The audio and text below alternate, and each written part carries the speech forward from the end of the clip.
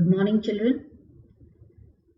So today we are again back with the topic rocks. I hope you all have been made clear about the three different types of rocks which we have already learned. That is igneous, sedimentary and metamorphic. Today we are going to learn in detail about these three different types of rocks. Now the earth has got a very long history and it was in molten state when it had come into being. As it began to cool, the heavier material sank at the bottom to form the core, while the lighter material started to float on the surface. Now, when all these activities were occurring, this magma, the magma chamber, also began to take its formation, becoming viscous in nature.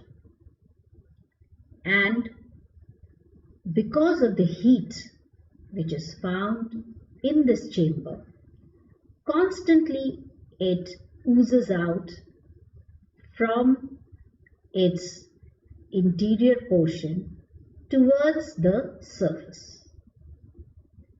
Now, when it comes out on the surface, it forms extrusive igneous rocks. And when it remains cooled, it gets cooled under the surface, then it is known as intrusive igneous rock. Now, all these minerals are crystallizing,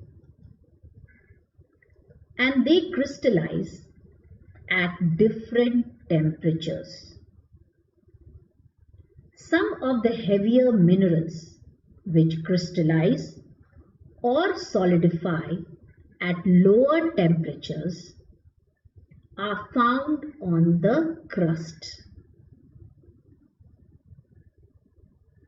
Now, this explains why some of the heavier minerals are quite abundant on the crust. I hope I have made myself clear. The magma is very hot, but as it comes out,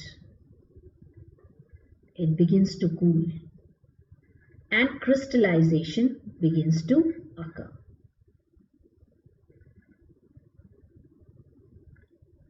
Most of the heavier minerals, they get crystallized and remain at the bottom. But some of the minerals which have a lower temperature, which can solidify at a lower temperature, they solidify in the upper layers. That is why we have iron ore, which is very heavy. We find it on the crust also.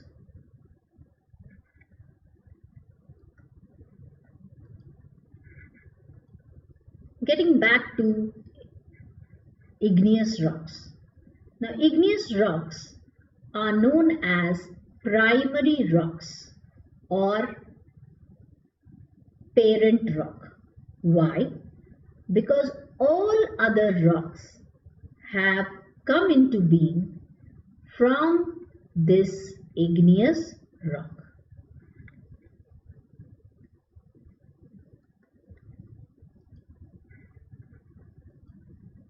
Now, these igneous rocks, which are intrusive or extrusive, are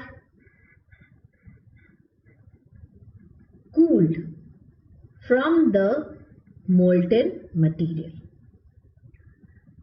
Some have not been able to reach on the surface, so they are known as intrusive rock.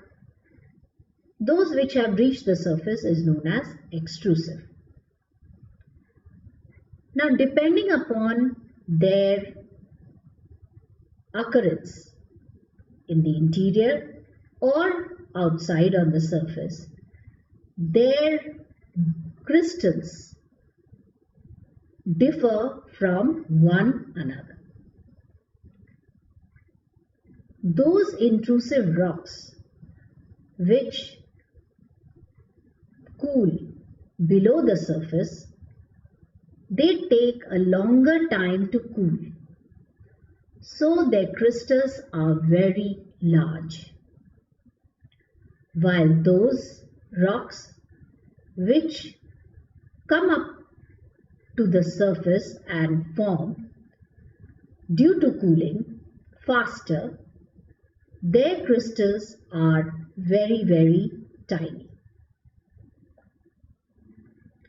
Some of the rocks which solidify at intermediary depths, you can see they are solidifying in between intermediary layers or depths, they are known as hypoabyssal rocks. Igneous rocks are very hard and compact. They are never striated or layered, and all the rocks have got crystals in them.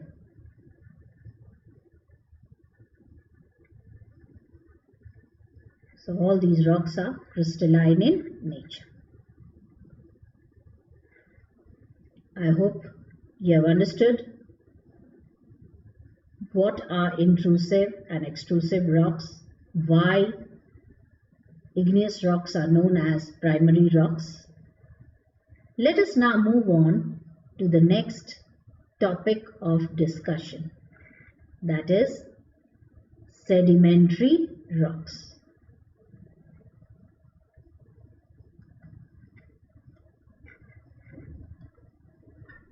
In the last presentation, you have come across this diagram of how sedimentary rocks are formed. As the name suggests, sedimentary rocks are formed due to sediments, and you can see how the sediments are being laid down layer after layer. Due to the formation of these layers and sediments,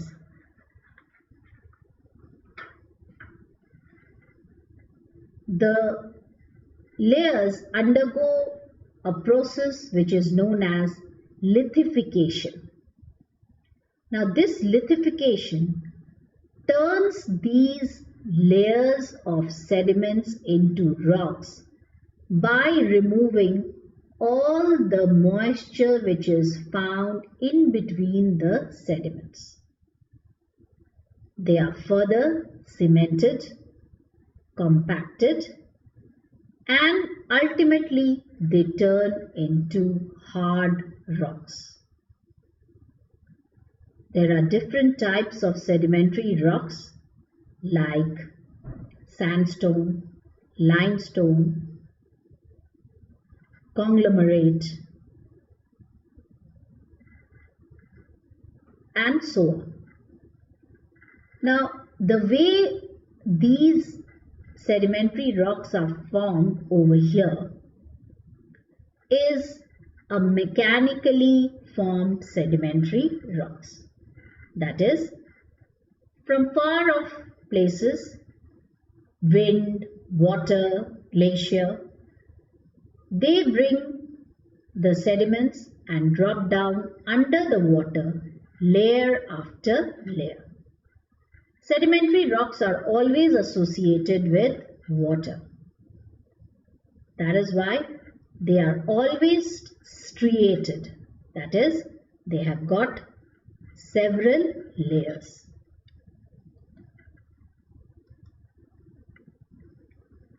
Some sedimentary rocks are also formed organically.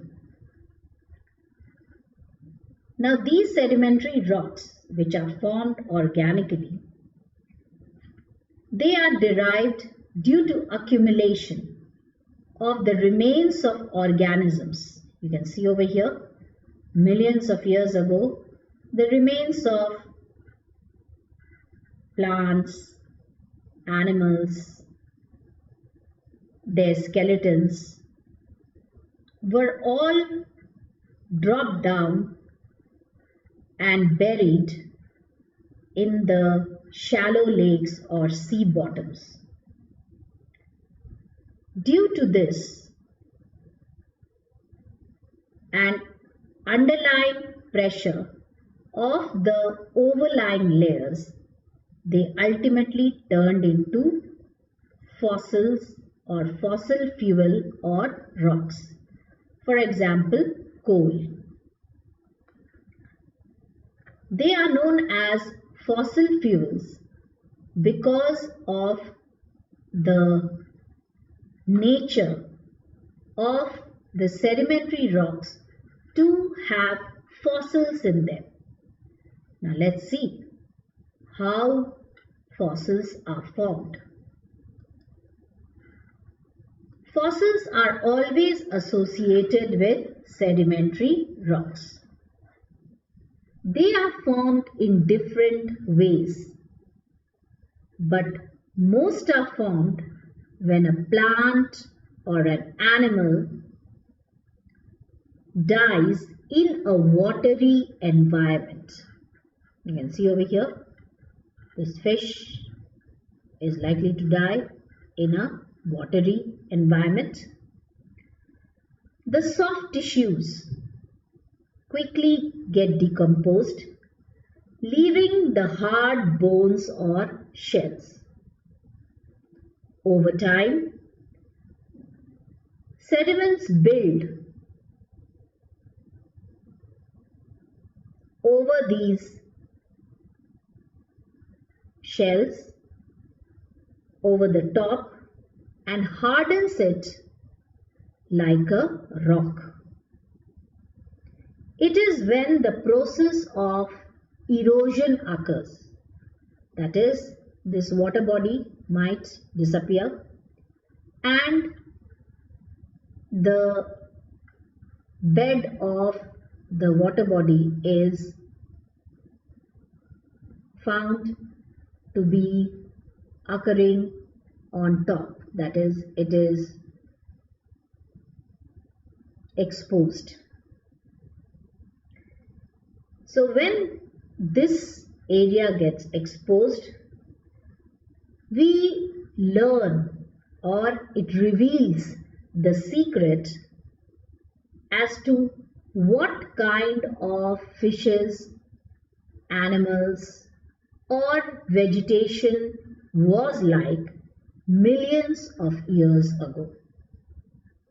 So fossil formation is always associated with sedimentary rocks.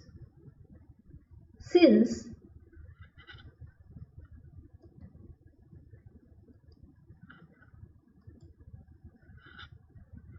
coal, petroleum have all been formed due to the decomposition of plants and animals millions of years ago, and they were buried under the water and dirt. They are known as fossil fuels. So, all these fossil fuel, limestone, chalk are examples of organically formed sedimentary rocks.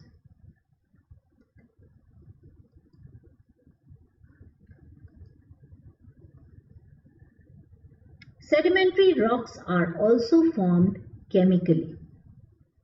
Now it so happens that there might be a water body which is full of minerals. Due to excessive evaporation, all the water gets evaporated, while the minerals which are present in it crystallize and they remain behind on the bed of the water body, which later gets exposed and they can be extracted. Rock salt, gypsum, potash, nitrates are example of such rocks.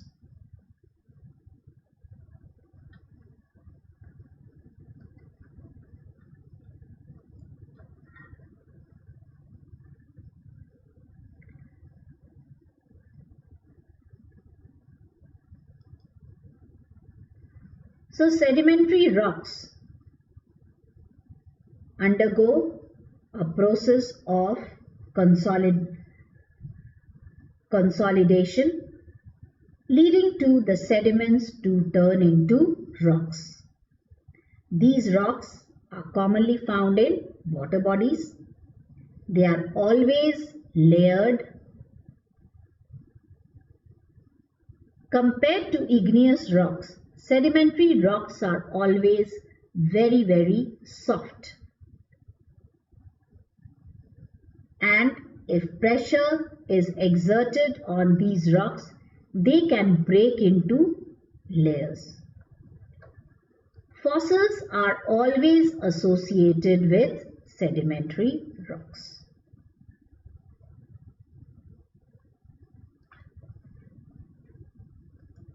Now let's learn about metamorphic rocks.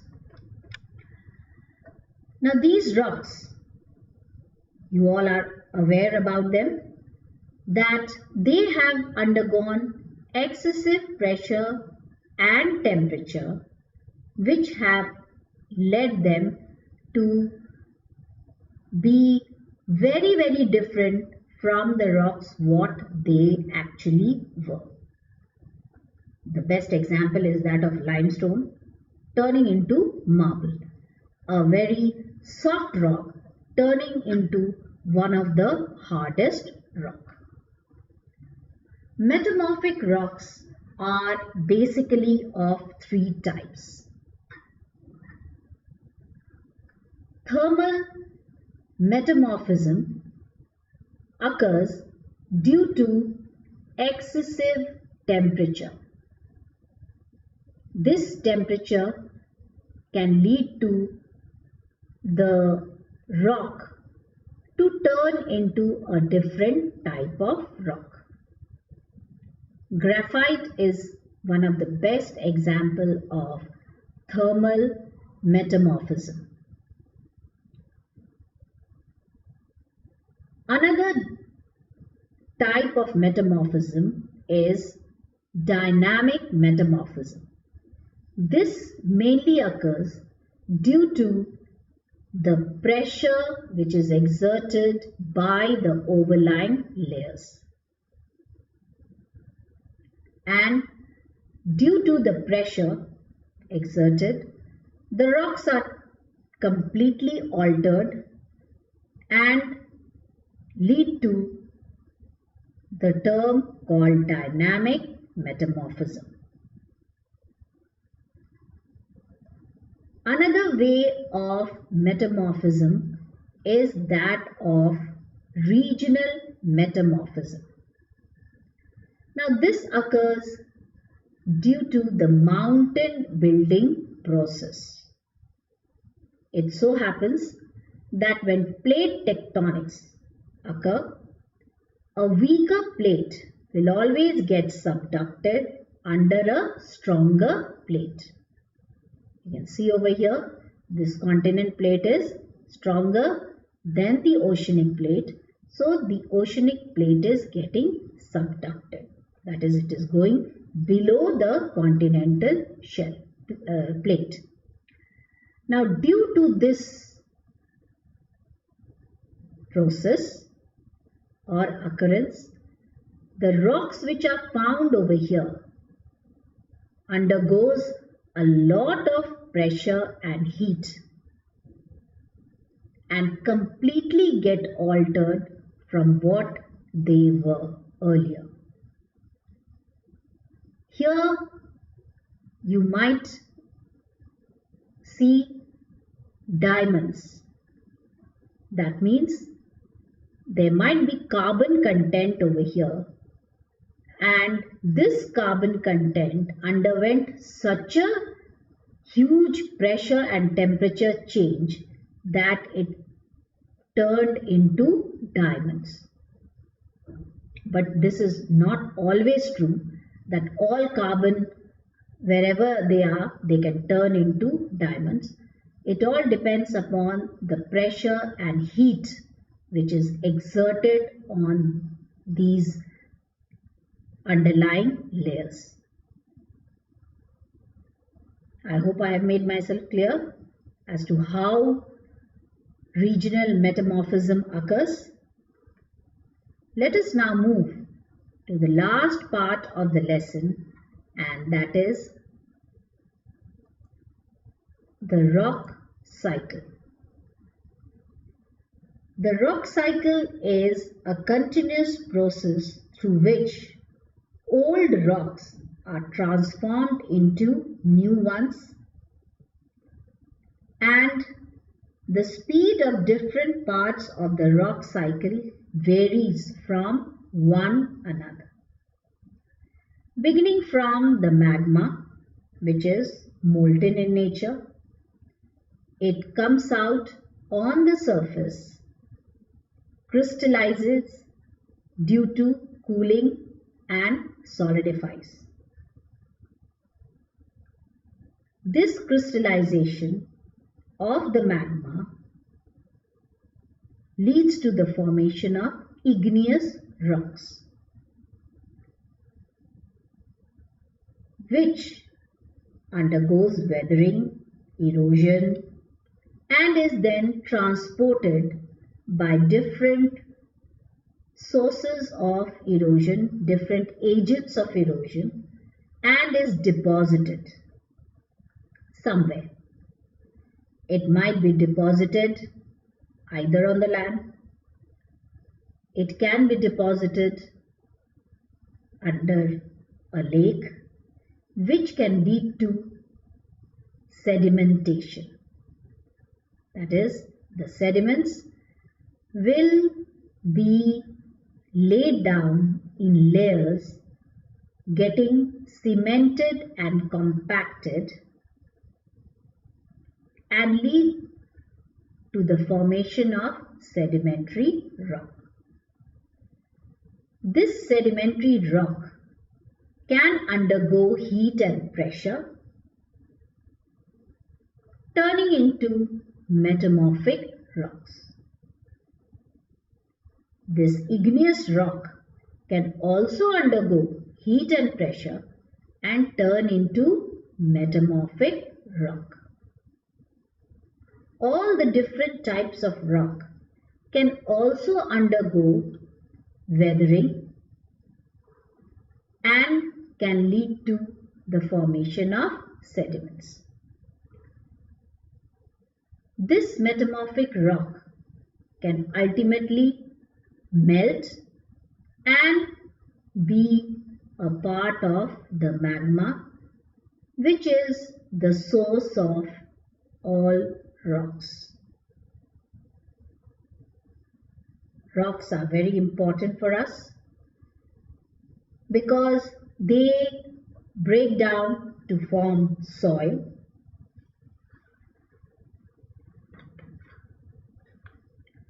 Rocks also have different kinds of minerals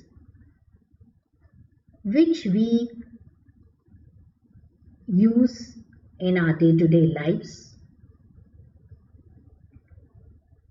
Many of these rocks are also used for construction purposes. They are also used as fossil fuel,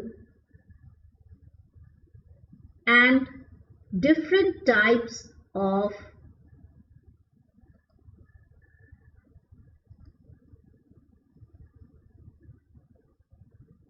gemstones and also rare metals like gold, silver can be formed due to the different processes which occur on the surface as well as under the surface.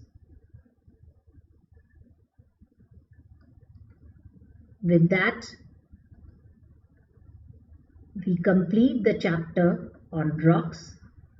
You are supposed to read and learn from page number 40 to page number 46. That is what we have enough time for today. Thank you.